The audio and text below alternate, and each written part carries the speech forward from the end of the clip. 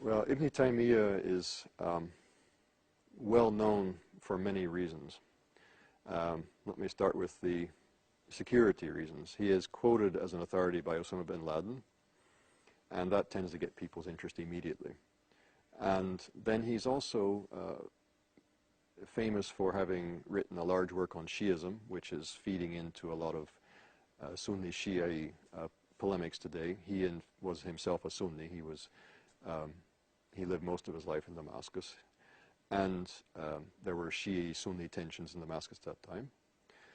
He also wrote the largest refutation of Christianity in the whole Islamic tradition. He's written a refutation of Aristotelian logic, and coming out of this, he's quite a modern figure, actually, in terms of his epistemology and the way in which he approaches texts and so on. He's written a very huge work arguing that the revelation of Islam agrees with reason, so the agreement of revelation and reason.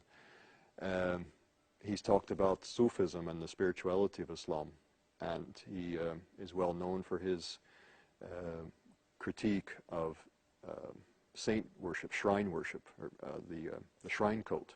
So he covers all kinds of things, and there are different groups of Muslims and non-Muslims today who have taken interest in his work on any one of these counts and gotten quite into his thought.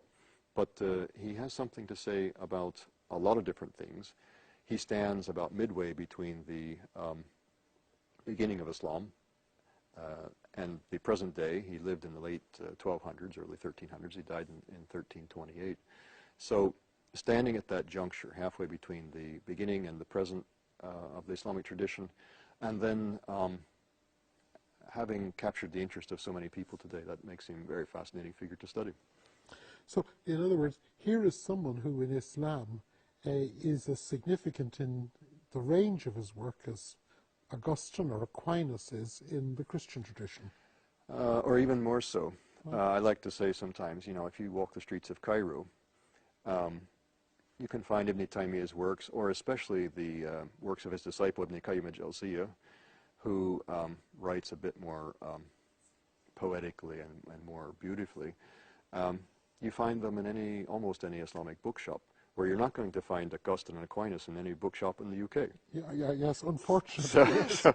So there's a sense in which Ibn Taymiyyah and Ibn Qayyim al-Jawziyya, his student, are more present in centers like Cairo and. So studying him is not just studying the historical thought in the way that we might study the historical thought of some great thinker in the past. It's actually studying a living force in Islamic understanding today.